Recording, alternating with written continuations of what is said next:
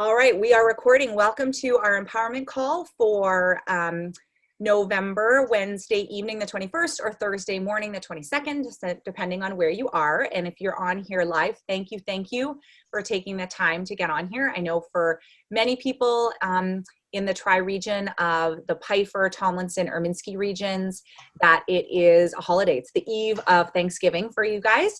And for many other people, it's the beginning of all sorts of wonderful things. So we are super excited to be doing our empowerment call tonight. We wanted to bring this to you guys tonight, just to keep our minds focused as we go into this holiday. Remember to think about gratitude, but also to be listening to people as you're seeing, family and friends you maybe don't see throughout the year. Make sure that you're listening in 3D so you can talk to them, not tomorrow if it's a holiday, but in the coming days and weeks. So our trainer tonight is the amazing Jessica Barrios. It is always a privilege to sit at her feet and learn from her. She's wise and kind and always just phenomenal in what she shares with us. So Jess, I'm gonna have you take it away. All right, everybody. Thank you for popping on. I know for many of us, it is a crazy time. I'm hosting here at my house tomorrow, so I know anybody that's getting on has probably got a to-do list that's pretty long. So thanks for getting on. And if you aren't on, you can watch later. That's the beauty of this technology. So I'm excited to share with you guys tonight some of my favorite takeaways from the book, 3 Feet from Gold. It's such a great read. It's an easy read. If you haven't read it, I highly recommend it. It's a book for everybody.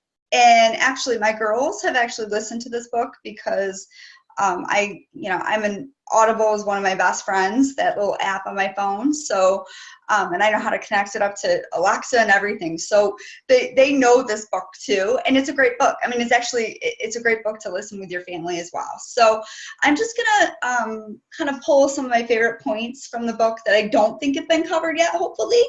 And just try to sort of connect them to who we are, what we do here in Arbonne. So I'm going to dig right in. Here we go. The first concept is to act as if. And this is something that I think applies obviously to us in Arbonne, and it can apply to us from day one, truthfully. And it's really acting as if you are already where you want to be or have already achieved what it is you want. So, you need to ask yourself, where do you want to be in this business? And shoot, where do you want to be in life for that matter? And when we act as if we have already achieved our goal, our vision is not only clear, but it opens up others and it invites them into our vision. So we're going to do, I'm actually going to pull a little vision test for you from a phenomenal book. It's called Mach 2 with Your Hair on Fire. And it's about vision and motivation. And so we're going to do a little quick, and I know I'm jumping, but this really applies to this piece of what we're talking about is act as if. So here is a little vision test. I want you to think about where do you want to be in this business? Most of us want to be in ENVP. Okay, and it's not for the vast majority of us on the outside world. I think people think it's about dollar signs, but we all know that's not what it's about. It's about being able to make an impact. It's about being able to have more time, being able to influence and help others and serve. So I want you to think about where you want to be. Now, what you're going to do, and you can do this after the fact, after we're done with this call, but I want you to picture yourself already there as if, and create a movie of yourself where you want to be in this business. And you're going to close your eyes and you're going to spend 60 seconds in this movie. And you're going to hear sounds, you're going to hear voices of people you love, of yourself.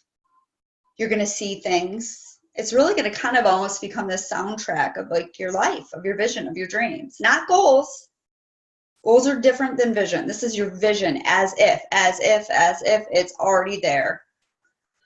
So after you do this for a minute, you're going to ask yourself 3 questions.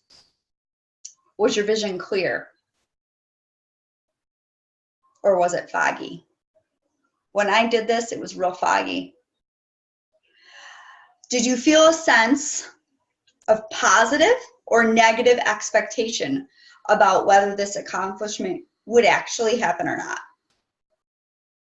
Did head junk come in the way? Did you start thinking negatively, or do you think positively? And then the last one, do you feel like you truly deserve it, the vision you have? And you're going to do it for 60 seconds. It's real eye-opening. And if it isn't there, then you need to work on your vision, what it is you really want from this, and also question whether or not you think you deserve it. For a lot of us, that's a big hang-up, and it will hold us back from seeing our vision. So that was number one, act as if. Second one, capture the leaders, corner the market. So in this book, Greg, the main character, he has this opportunity to meet with a gentleman named Jack Mates, who is actually the man who introduced Velcro, of all things, to the world. And when Greg meets him, he actually asks him, he says, okay, I don't understand. How did you do this? How did you convince? How did you sell Velcro to 5 million people? And really, the reply from Jack Mates was, it goes hand in hand in social marketing and Arbonne. He said, well, the thing is I captured leaders. I captured leaders from 5 major markets major industries, okay, where I really believed that this could take off. So he went to those 5 big leaders and he sold them the story of Velcro. He shared his belief and his vision. And those 5 leaders of that industry, those industries, jumped on board with that vision, and they believed him, and they started to see it for themselves. And so once he did that, they discovered these applications for Velcro that he didn't even know about. And they went out and they sold it to the ultimate customers. And guys, this is what we do in Arbonne. We have our businesses from day one. We're given this gift of time leveraging, the ability to find and build and grow a team from day one. And this allows us to share the opportunity with others and grow a team. And then it also allows us to develop leaders who then go out and corner their own individual markets or networks. You see, if he tried to go and sell to the medical community Velcro, he didn't have a leg to stand on. He didn't have influence in that network. And what we get to do is we get to find people who have influence, who have drive, who can get our vision and go out into their networks or their neighborhoods. I look at someone like Danielle. I mean, she had a network and people that she could share Arbonne with that was so different than me, right? And she had a different skill set she brought to that. So we do the same thing. We captivate those leaders or capture those leaders, however you want to think of it, and then we corner that market. Number 3 is creating a life of sustained abundance. I kind of think of this when I read this, I really think of it as almost having like passion-fueled life, okay? Like passion is what gets to fuel you and drive you. Sounds amazing, doesn't it? Well, in the book, one of the chapters shares a story about a man who had actually gone out and he had interviewed hundreds of top leaders in the world. And he asked them questions like, what is it that you have done to create this life of sustained abundance? Now, some people think abundance and they think monetary rewards. And yeah, that's part of it, sure. But there's a lot more to abundance than material possessions, right? So this guy who had gone out and done the interview was like, okay, I've interviewed all these people. What am I going to do with it? So he made a movie. Okay. And the movie he called it, the name of the movie is Pass It On. And in this whole concept here, there was this discovery. It was called the success formula. And it was really about this. It was about passion, a passion-driven life, right? Like having your life fueled by passion. We hear these stories, right? Who people turn their passions into their income and what they do. But for most of us, that almost sounds like becoming an astronaut and going into outer space. Like, who really gets paid to live a life, fueled by passion? Well, there's actually, in the book, there's an equation that kind of teaches this concept. And it's really, again, another little test that you could do. So the concept is you take P, which is your passion. What's your passion? What would you do if you could do it for free every day? Okay.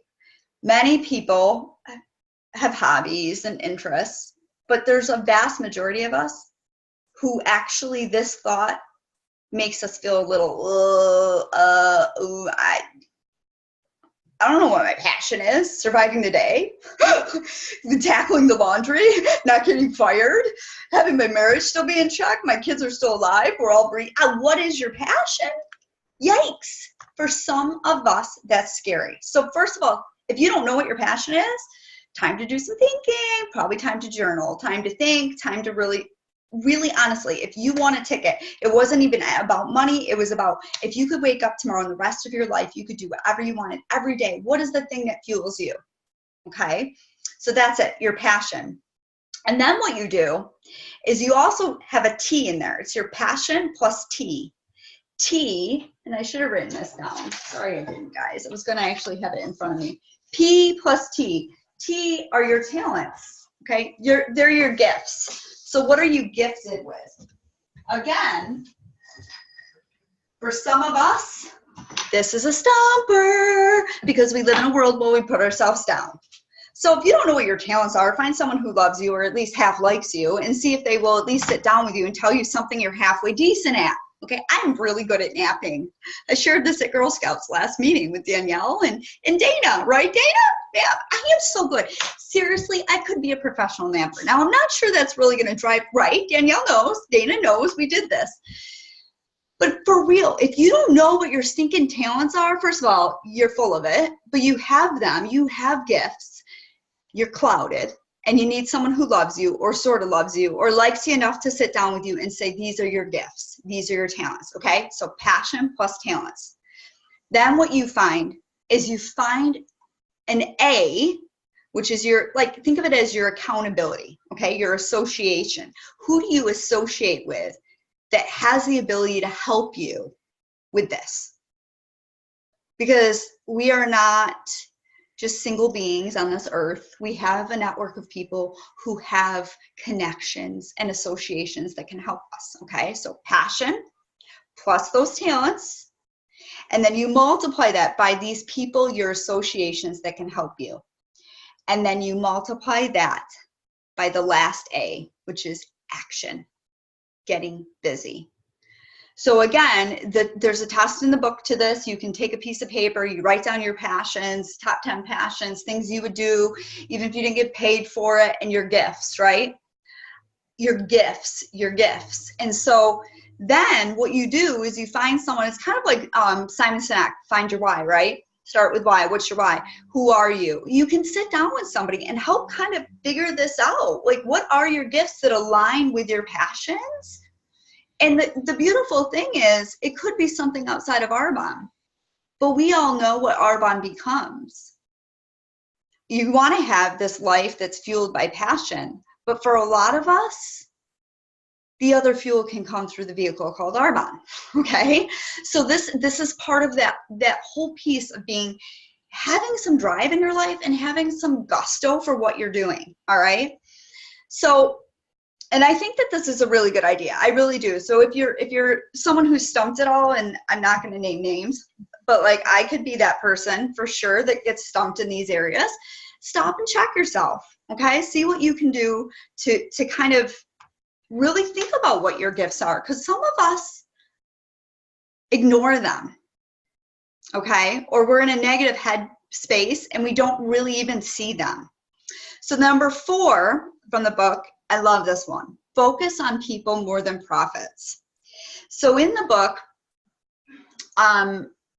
Greg gets to interview this billionaire, an entrepreneur, self-made entrepreneur named Truett Cathy. He's the founder of Chick-fil-A. Okay, you guys, unbelievable. Okay. Just talk about like just vision going, I have a thing for people from the South anyway. And so there's just something about sweet tea loving people. But what I will tell you that was really cool in the book was they were at the headquarters of Chick-fil-A and they went into the cafeteria. And in the cafeteria, there's all this food. And Greg was like, wow, I've never seen food like this at an employment place, like where people work. And he looked around, people were getting their lunch, and he noticed something was missing. There was no cash register.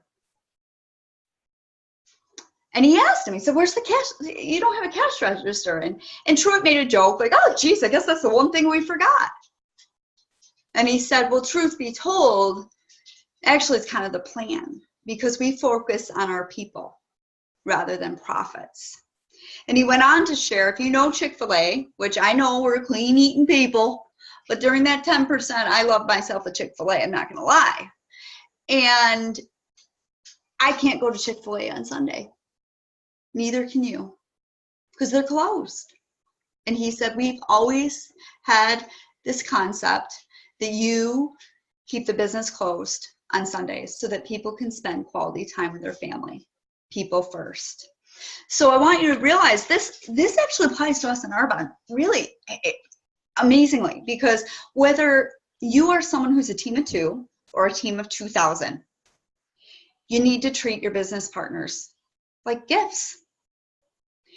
You never know. The truth is, you never know when there is someone in your business who's been dipping their toe in Arbonne and playing the Arbonne game a bit. You never know when they may decide to actually grab your hand and take the plunge.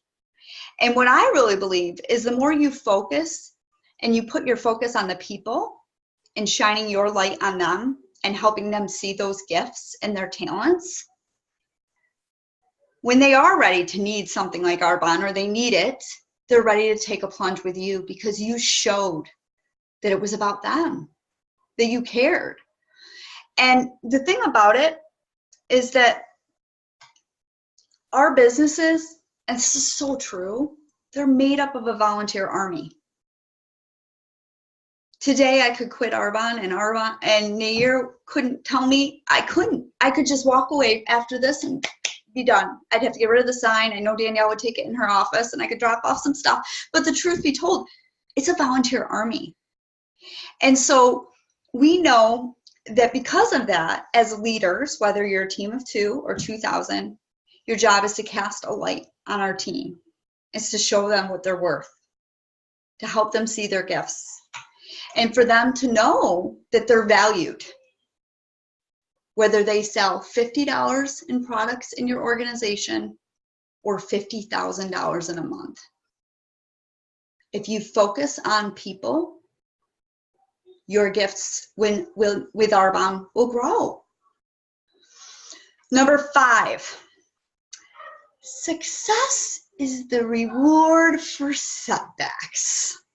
Now, newsflash, we all know, I think everybody sitting here tonight knows that there can be some setbacks along our journey in Arbonne.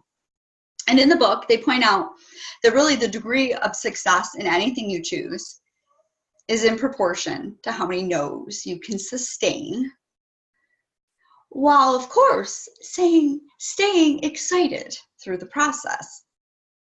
Well, I've heard all about no's, but what I thought was interesting was this last part. Staying excited through the process.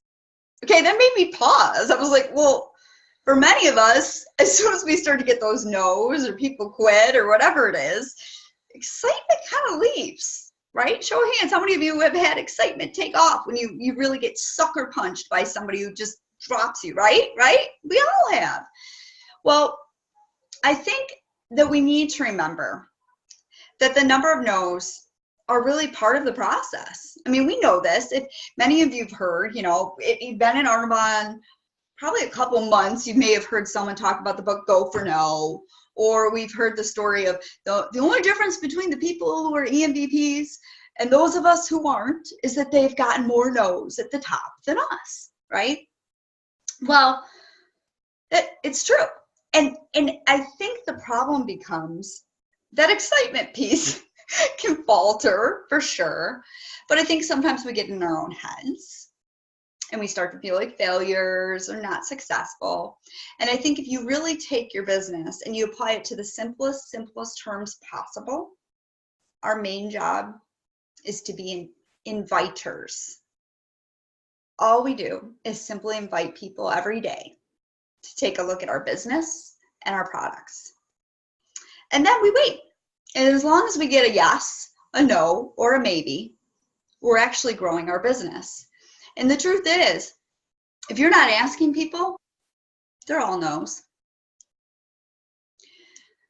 So remember, success simply comes from getting from failure to failure without the loss of enthusiasm. It's part of the process. And I think the reality is we know that the stories that hit us the most, that we connect to the most along the way, and the stories of leaders and people that share their journeys, it's the struggles that light us up. It's the struggles that give us goosebumps. It's the comebacks that help us see what's possible. So then this leads into number 6. In order to do a business like ours, in life in general, you need 2 types of courage. The first is to get started. Well, hello, ta-da! Congratulations, we all did that. But the second is the courage not to quit. So in the book, they talk about a Winter Olympian who was a 4-time Winter Olympian, Ruben Gonzalez. But he was also not just a 4-time Winter Olympian. He was a 4-time Winter Olympian in 4 decades. Okay, talk about a big hill to climb. So what I thought was really amazing is, very simply, and this comes right back to Arbonne, first comes a dream, that hope, whatever it is that makes us decide to say yes to this, followed by a struggle. And then there is victory. A dream, struggle, victory. And sometimes you go back to another struggle when you come back up to your victory. But the reality is, many people give up in that struggle section, and they never get to have a taste of what the victory feels like. So great people have 2 types of courage: the courage to get started, to take that leap, to take action when they have no guarantees of success. Second, once they're on their way, they develop courage to endure, the courage to persevere, and the courage to continue. And again, this comes right back to, look at Miranda Birchman. What does she say? It's not your setbacks that define you, it's your comebacks. If that's not a victory speech, I don't know what is. Number 7, do common things in a common way to get uncommon results. So the secret to success is performing a series of consistent daily actions with a consistent outcome in mind. You know that book, The Slight Edge, some of us have read, or any other training that has to do with like doing the do and getting it together. And Tammy has this great sheet, like what we do every day and our daily tasks, keeping the main thing the main thing. Well, truth be told, most of us know and are fully aware of exactly what we need to do to grow our businesses. However, a lot of times we let that fear, our lack of belief, or maybe it's that really cloudy vision there's no sound in that movie you tried to do at 60 seconds that's holding you back. So the things can truly shift though when we start focusing on the main thing. Like I said earlier, like making sure you just invite people every day to take a look at your business and your products. Once you start applying that knowledge and you take the accountability of your own personal success and the accountability of your setbacks, because let's be honest, they're coming too. They're there. They're on their way as well. There's always a valley before there's a mountain. So number 8, don't quit. Instead, replace your wishbone with a backbone. So this is kind of two for one. So I think this is really important. I love this phrase. People simply need to replace their wishbone with a backbone. Many people sit around and wish for things to change in their lives, yet they never take the necessary actions to make these dreams a reality. So I think, there's a lot more in this book, and I could have gone on further, but I know there's a little bit left for somebody else who's going to train on it. So I thought I would just stop here, but I want to come back and review what we talked about, okay? Grow a backbone, not a wishbone. Tomorrow's turkey. We're going to be fighting over wishbones, all of that, right? How ironic. Grow a backbone, okay?